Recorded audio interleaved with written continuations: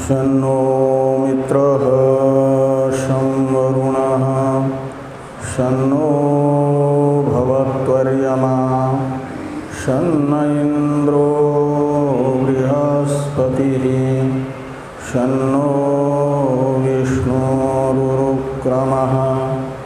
नमो ब्रह्मणे नमस्ते वायो त्वमेव प्रत्यक्षं ब्रह्मासि त्वामेव प्रत्यक्षं ब्रह्म वदिष्यामि ऋतं वदिष्यामि सत्यं वदिष्यामि तन्मामवतु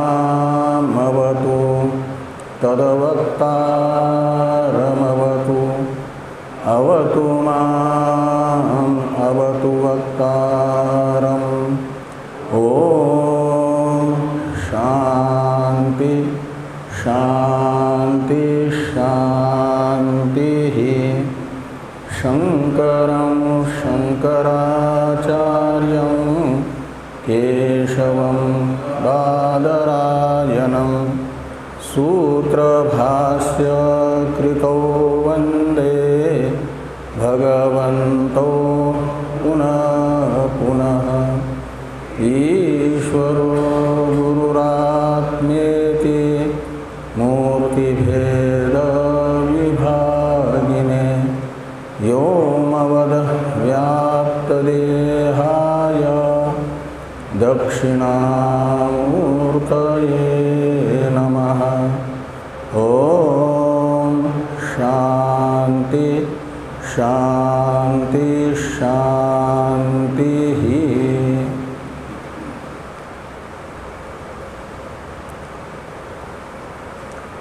कृष्ण यजुर्वेदीय तैत्रीय उपनिषद के भृगुवल्ली नामक तृतीय अध्याय के द्वितीय अनुवाक का विचार संपन्न हुआ है। तृतीय अनुवाक का विचार प्रारंभ होना है। तृतीय अनुवाक में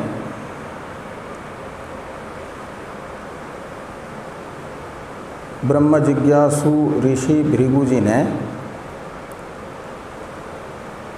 एकाग्र मन से विचार करके वरुण जी के द्वारा प्रदर्शित ब्रह्म का तटस्थ लक्षण अन्न में विद्यमान देखा, तो जिसमें यह लक्षण रहेगा उसे कहा जाएगा ब्रह्म। तो अन्न में यह लक्षण विद्यमान देख करके निश्चय कर लिया कि अन्न ही ब्रह्म है। अन्नम ब्रह्मेति व्यजानात। और फिर यहाँ अन्न शब्द का अर्थ है विराड। विराड भी हिरण्यगर्भ के अन्न के तरह अन्न है, इसलिए उसे अन्न कहा गया। और विराड की शास्त्र में उत्पत्ति बताई गई है, इसलिए भृगु जी ने ये देखा कि अन्न तो उत्पन्न होता है, इसलिए ब्रह्म कैसे हो सकता है? ब्रह्म तो अनादि है और विराड सादि है। तो अनादि ब्रह्म का सादि विराड में लक्षण भले ही दिख रहा हो, लेकिन ये इसमें परिपूर्ण नहीं होगा, निरवशेष समन्वित नहीं होगा, त्रुटि रहेगी, अव्याप्ति नामक दोष रहेगा इसमें। इसलिए इसे वस्तुतः लक्षण ही नहीं कहा जाएगा विराड का। विराड उसका लक्ष्य ही नहीं होगा। लक्ष्य के एक देश में लक्षण रहेगा तो अव्याप्ति दोष आता है ना। इसलिए माना जाएगा विराड इस लक्षण का लक्ष्य नहीं हो सकता। इसलिए तद विज्ञाय जो द्वितीय अनुवाक में कहा गया कि तद विज्ञाय यानी विराड के उत्पत्ति का निश्चय होने से विराड में अब्रह्मत्व का निश्चय हुआ। संशय हुआ ये ब्रह्म कैसे हो सकता है। इस संशय की निवृत्ति के लिए फिर वरुण जी के पास आए। वरुण जी ने तपसा ब्रह्म विजिज्ञासस्व, इससे तप से ही एकाग्र चित्त से विचारात्मक तप से ही ब्रह्म को जानने का उपदेश किया। फिर वे विचार करते हैं। ये सब चर्चा द्वितीय अनुवाक के मूल में भी तथा भाष्य में भी आई। अन्न के ब्रह्मत्व में संशय का हेतु पूछा गया था। द्वितीय अनुवाक के व्याख्यान रूप भाष्य में कह पुनः संशय हेतु अस्य इति उच्यते। अस्य यानी अन्नस्य, तो अन्न में ब्रह्मत्व विषयक संशय का कारण कौन है। तो कारण बताया गया था भाष्कर भगवान के द्वारा अन्नस्य उत्पत्ति दर्शनात्। और अन्नस्य उत्पत्ति दर्शनात् इस पर 2 नंबर टिप्पणी जो है, पहले 1 नंबर टिप्पणी है फिर 2 नंबर टिप्पणी भी है। तो 2 नंबर में टिप्पणीकार कहते हैं अन्नस्य उत्पत्ति दर्शनात् इति भाष्यम व्याचष्टे। ये जो है अन्न की, ये 2 नंबर टिप्पणी है टीका में, विराज उत्पत्ति दर्शनात्। और ये जो टीका है भाष्य की व्याख्या है ना, तो ये टीका कौन से भाष्य वाक्य की व्याख्या होगी। इसके लिए टिप्पणीकार ने कहा अन्नस्य उत्पत्ति दर्शनात् इति भाष्यम व्याचष्टे। अन्न यानी विराड, और विराड की उत्पत्ति दर्शन जो शास्त्र में है उस ये बताने वाला जो भाष्य है अन्नस्य उत्पत्ति दर्शनात्, ये भाष्य, इसकी व्याख्या टीका में है विराजः उत्पत्ति दर्शनात्। लेकिन ये टीका लिखी कहाँ पर गई है। द्वितीय अनुवाक के समाप्ति का द्योतक जो वाक्य है टीका में, उसको पुष्पिका कहा जाता है। उस पुष्पिका के बाद लिखी है। लेकिन होना चाहिए ये टीका वाक्य द्वितीय अनुवाक की पुष्पिका के पहले,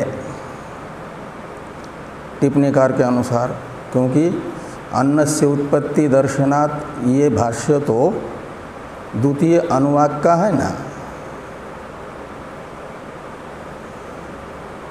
और द्वितीय अनुवाक के भाष्य का व्याख्यान रूप टीका वाक्य भी द्वितीय अनुवाक के भाष्य व्याख्यान रूपा टीका ग्रंथ में आना चाहिए, न कि तृतीय।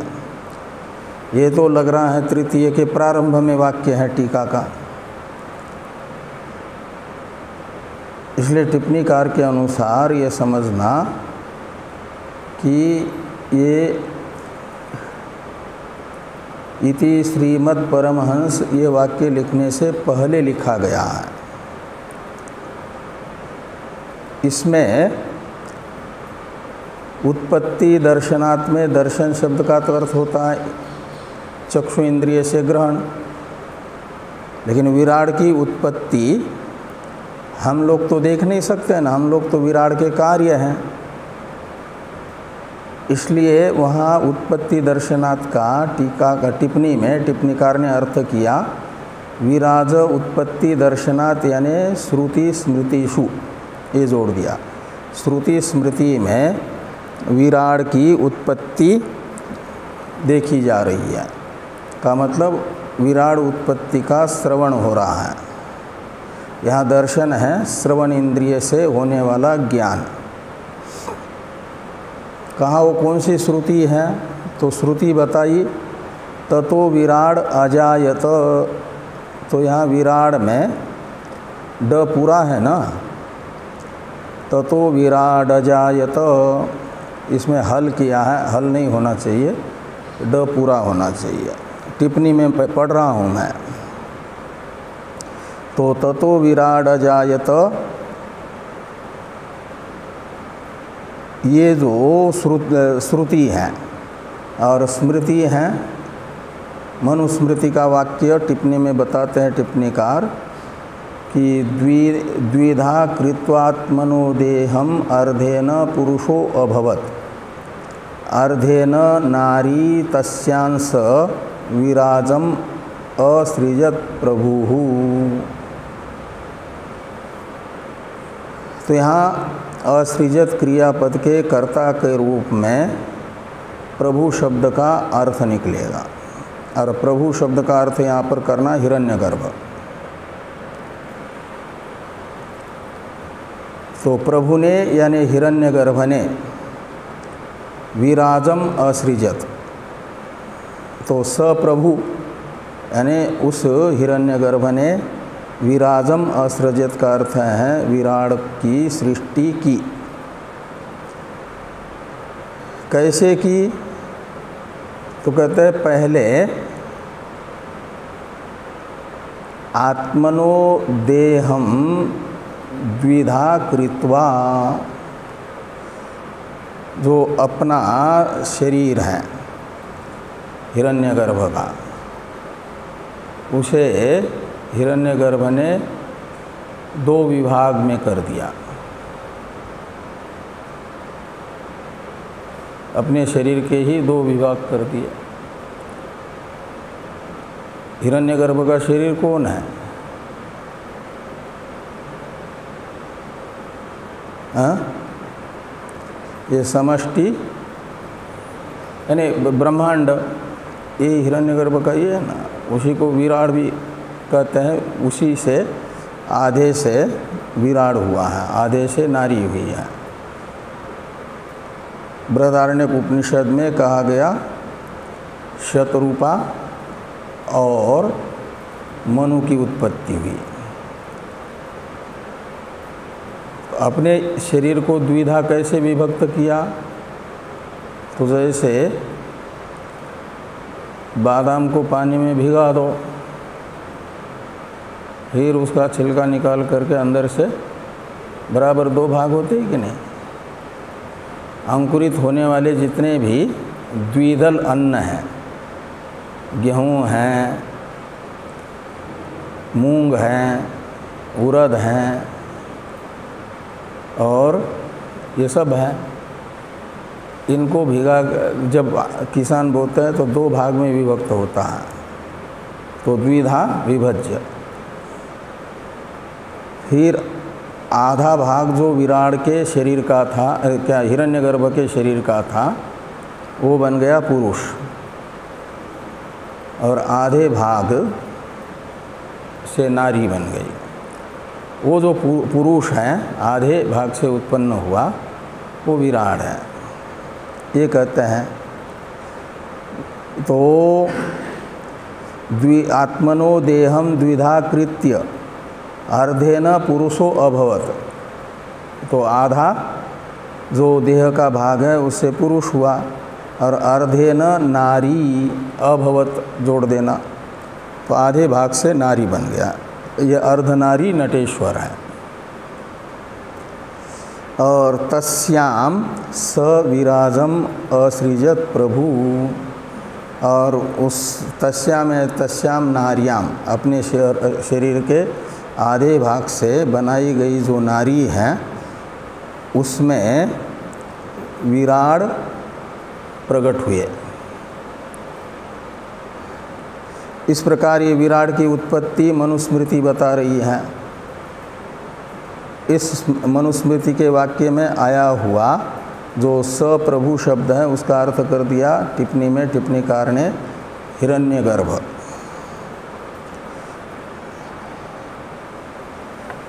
ये टीका को भी देख लीजिए कि विराजः उत्पत्ति दर्शनात् का अर्थ करते हैं श्रुति स्मृतिषु ये उत्पत्ति दर्शनात् ऐसा अन्वय करना। श्रुति और स्मृति में विराड की उत्पत्ति देखी जा रही है। और लक्षणम तत्र संपूर्णम न भवति, तत्र यानि ये विराड में जो ब्रह्म का लक्षण है वह रह तो रहा है। वेष्टि शरीरों का कारण विराड होने से अन्न में ब्रह्म का लक्षण वेष्टि शरीर की अपेक्षा से तो रह रहा है, लेकिन वो आंशिक है, सभी कार्य मात्र के प्रति कारण नहीं है। इस अभिप्राय से लिखा कि तत्र संपूर्णम न भवति का मतलब लक्ष्य मात्र में रहने वाला ये लक्षण नहीं माना जाएगा, लक्ष्य के एक देश में रहने वाला लक्षण माना जाएगा। इति पुनः तपो अतप्यत, इसलिए क्या किया भृगु जी ने, फिर से विचार किया और विचार करके निर्धारण कर लिया कि विचार्य च तत्कारणम क्रिया शक्ति विशिष्टतया प्राण शब्द लक्ष्यम हिरण्यगर्भम ब्रह्म इति व्यजानात्, ऐसा अन्वय करना। हिरण्यगर्भम ब्रह्मेति व्यजानात्।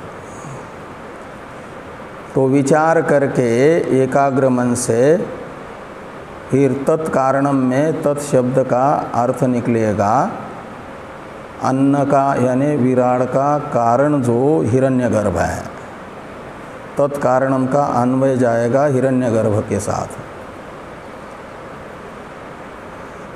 और हिरण्यगर्भ कैसा, तो हिरण्यगर्भ में अलग अलग 3 शक्ति हैं। एक क्रिया शक्ति विशिष्ट है, समष्टि प्राण उपाधिक जब हिरण्यगर्भ होता है तो क्रिया शक्ति विशिष्ट होता है,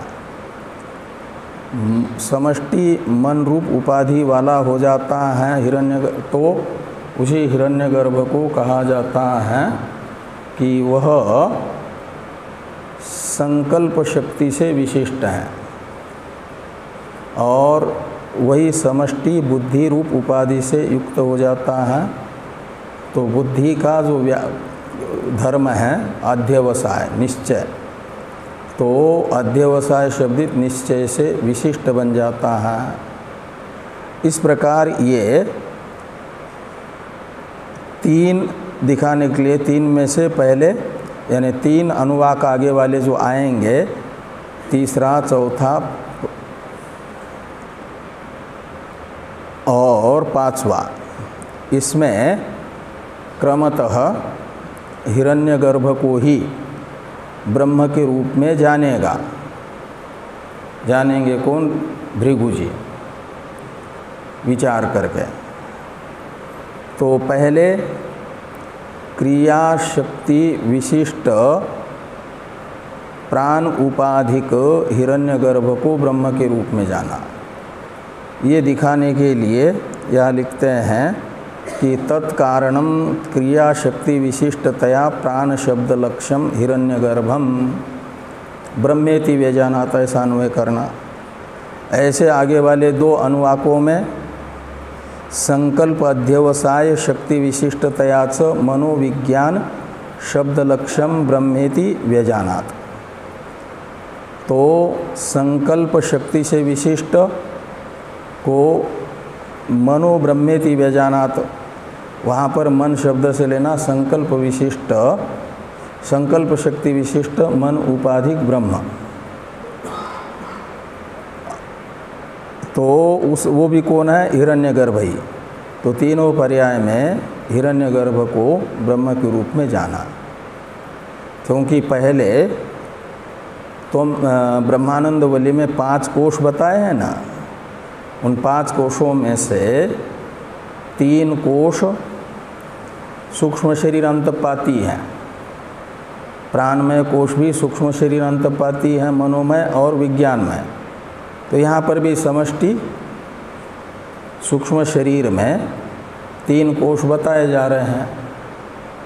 तो पहले अन्नम ब्रह्मेति व्यजानात, ये स्थूल शरीर रूप, समष्टि स्थूल शरीर रूप अन्नमय कोश में ब्रह्मत्व का पहले निश्चय बताया, लेकिन उसमें ये स्थूल शरीर रूप विराट उत्पन्न होने के कारण वहाँ से ब्रह्मत्व बुद्धि हट गई और प्राण में लक्षण समन्वय कर दिया।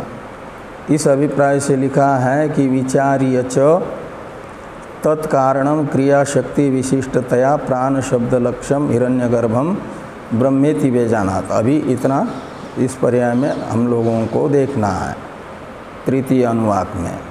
तो अब तृतीय अनुवाक का उच्चारण कर लें। प्राणो ब्रह्मेति व्यजानात् प्राणाध्येव खल्विमानि भूतानि जायन्ते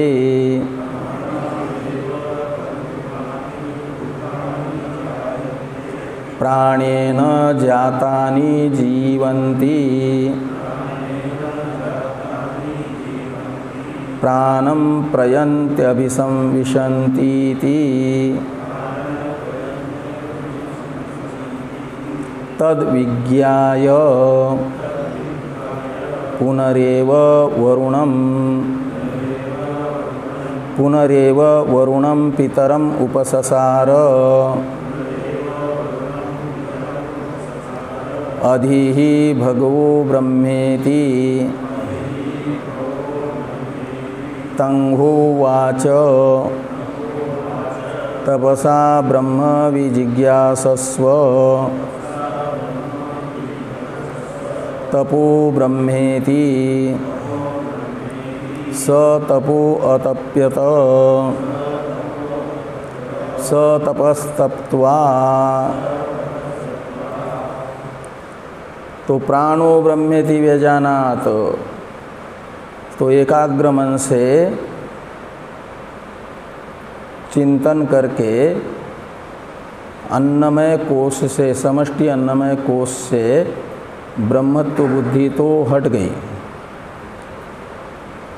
उस शरीर के आभ्यंतर जो क्रिया शक्ति विशिष्ट प्राण हैं और उस प्राण उपाधिक हिरण्यगर्भ हैं, उसे यहाँ पर प्राण शब्द से लेना। अभी टीका में टीकाकार ने कहा था ना, इसलिए प्राणो यानी प्राणमय को, समष्टि प्राणमय वो हो जाएगा सूत्रात्मा, और सूत्रात्मा को ब्रह्म इति व्यजानात्, सूत्रात्मा को ब्रह्म के रूप में निश्चय कर लिया। क्यों?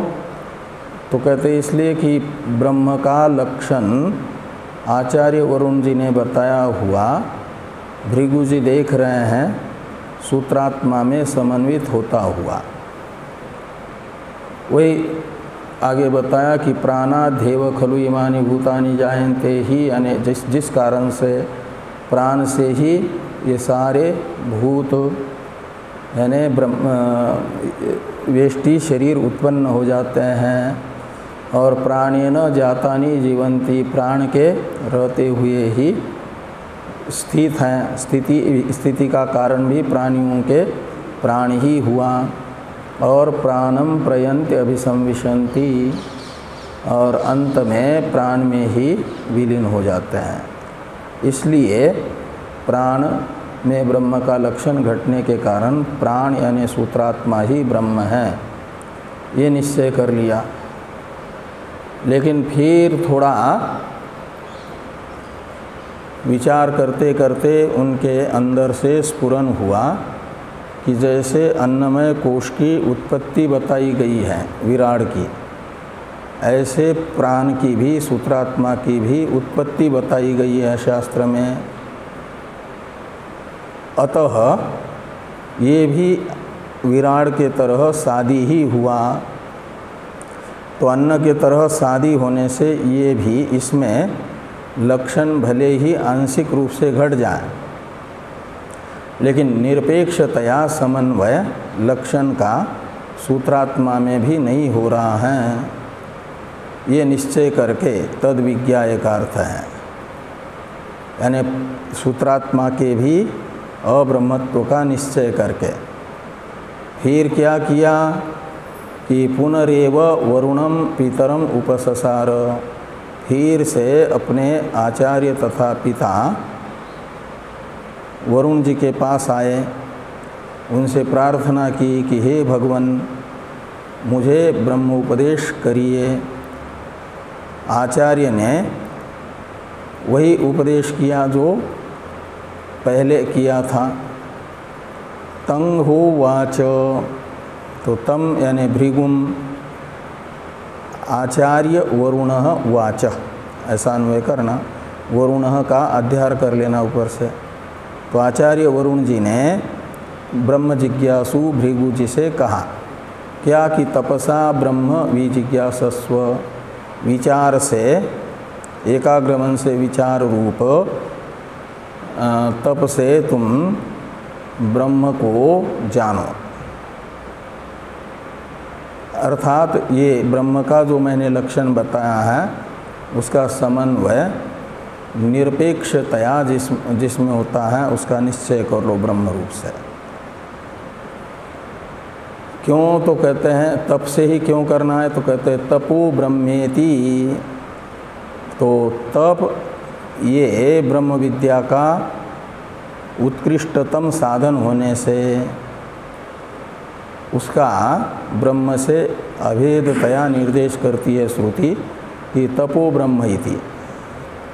ब्रह्म विद्या का उत्कृष्ट साधन होने से तप यानी विचार श्रेष्ठ है, ब्रह्म रूप ही है। और स तपो अतप्यत, तो स यानी भृगु जी ने एकाग्र चित्त से विचारात्मक तप किया और फिर स तपस्तप्त्वा, और विचार से निर्धारण कर लिया। क्या निर्धारण कर लिया? मन का ब्रह्म रूप से निर्धारण कर लिया। प्राण तो साधी हैं, इसलिए यह ब्रह्म नहीं हो सकता, तो मन ब्रह्म होगा, ऐसा विचार कर लिया। और ये निश्चय करके आगे कहते हैं उसमें लक्षण समन्वित हो रहा है, तो चौथे अनुवाक का उच्चारण कर लें। मनो ब्रह्मेति व्यजानात्, मनसो एव खलु इमानि भूतानि जायन्ते,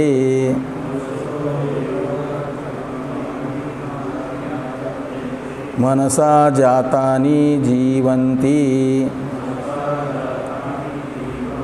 मनः प्रयन्त्यभिसंविशन्तीति,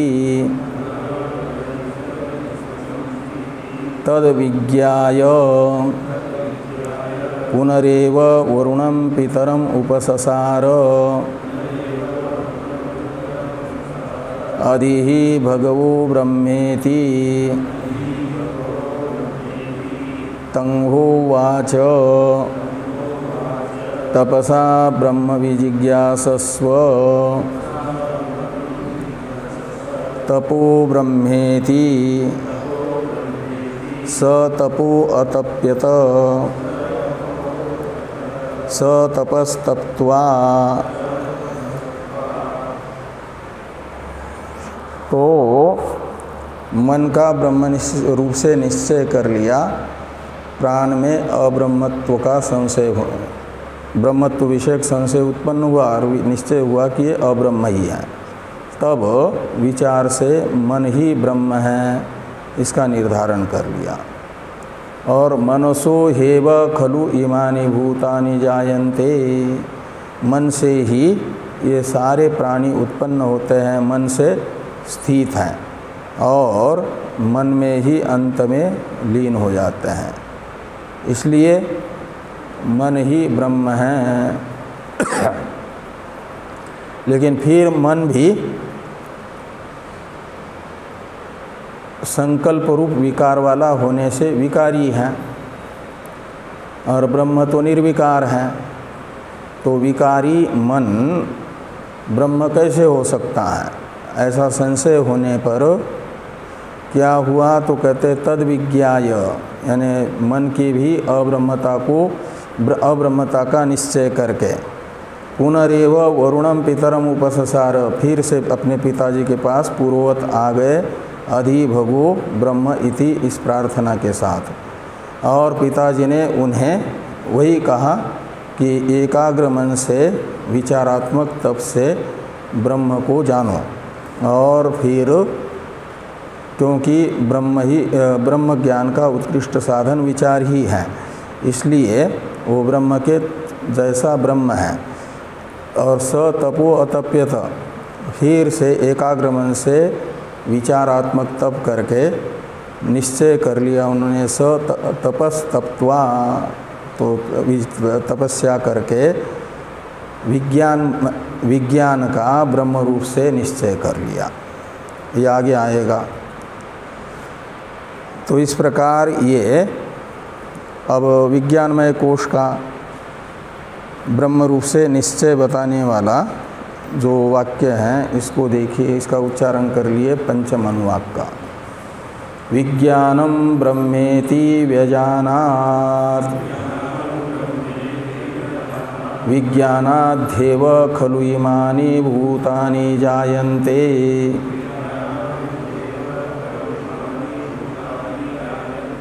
विज्ञानेन जातानि जीवन्ति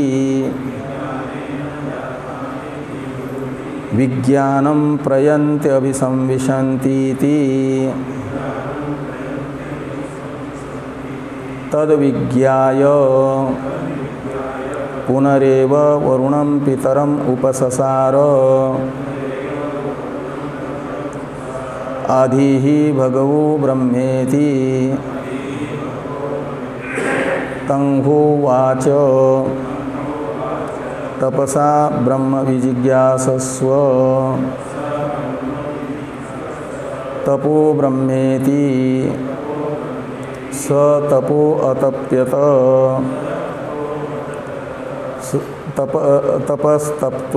तपस्तप्त्वा,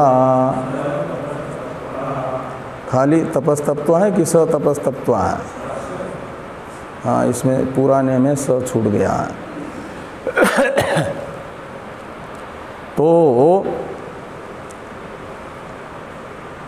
विज्ञान शब्द से उपलक्षित अध्यवसाय यानी निश्चय शक्ति से विशिष्ट समष्टि बुद्धि उपाधिक चैतन्य हिरण्यगर्भ को ब्रह्म के रूप में समझ लिया, सोपाधिक ब्रह्म को ही समझ लिया, क्योंकि उसमें विज्ञान में ब्रह्म का लक्षण घट रहा है। यहाँ विज्ञान शब्द से बुद्धि को लेना, अध्यवसाय शक्ति विशिष्ट बुद्धि, अध्यवसाय कहते हैं निश्चय को। तो निश्चय अनुकूला शक्ति विशिष्ट जो अंतःकरण का अंश है उसे बुद्धि कहा जाता है, उसी को विज्ञान यहाँ पर कहा गया। वाच्यार्थ विज्ञान शब्द का वही है। और लक्ष्यार्थ तत् उपाधिक ब्रह्म हिरण्यगर्भ, और उसमें ये लक्षण घट रहा है कि विज्ञानाद्धेव खलु इमानि भूतानि जायन्ते इत्यादि एक जैसा ही है। विज्ञान से ही प्राणी उत्पन्न होते हैं, जीते हैं और अंत में विज्ञान में विलीन हो जाते हैं। इसलिए विज्ञान ही ब्रह्म है, ये निश्चय कर लिया। लेकिन ये निश्चय भी बहुत देर तक टिक नहीं पाया। विज्ञान में भी ये जो निश्चय होता है बुद्धि में, वो बाह्य प्रमाण से उत्पन्न होता है ना। तो जो उत्पन्न होता है उसे विकार कहा जाता है, कार्य कहा जाता है। और जहाँ उत्पन्न हो रहा है उसे विकार का आश्रय होने से विकारी कहा जाता है। तो मन के तरह विकारी बुद्धि भी हो गई। तो बुद्धि भी विकारी होने के कारण तदुपाधिक चैतन्य भी विकारी माना जाएगा, उपाधि का आरोप उसमें हो जाएगा ना। इसलिए उसके भी अब्रह्मत्व का निश्चय हुआ, उसमें भी निरपेक्षतया लक्षण समन्वित नहीं हो पाया। ये तो वायुवानी भूतानि जायन्ते इत्यादि। तो फिर पिता के पास आए, वही मंत्र बोल करके अधि भगो ब्रह्म। पिता ने जिज्ञासु भृगु जी से कहा कि तुमको एक ही साधन है अंतिम तक पहुंचने का, विचार ही। इसलिए तपसा ब्रह्म भी जिज्ञासस्व। तो एकाग्र मन से विचार रूप तप रूपी साधन से तुम ब्रह्म को जानो। और तपो ब्रह्मेति, क्योंकि तप ही उत्कृष्ट साधन होने से ब्रह्म के तरह ब्रह्म है। और स तपो अतप्यत, फिर स शब्दित भृगु जी ने तपस्या की। और स तपस्तप्त्वा, तो तपस्या ने एकाग्र चित्त से विचार रूप तप करके आनंद को ब्रह्म रूप से जाना। वो चर्चा आ रही है षष्ठ अनुवाक में।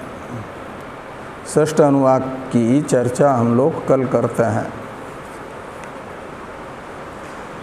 हे प्रभु,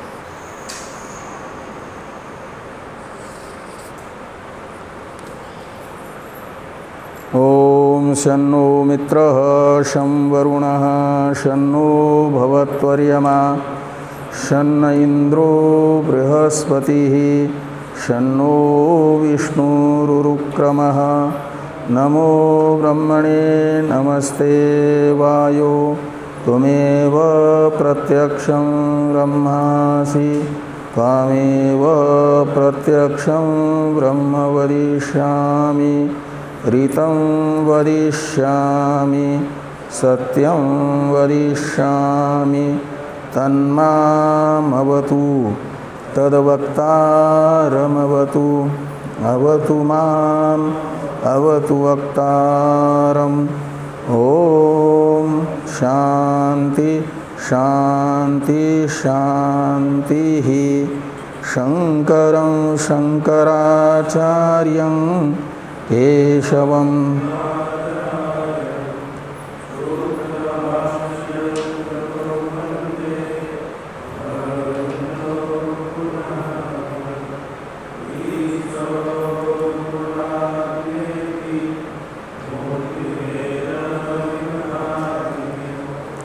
व्योमवद्व्याप्तदेहाय दक्षिणामूर्तये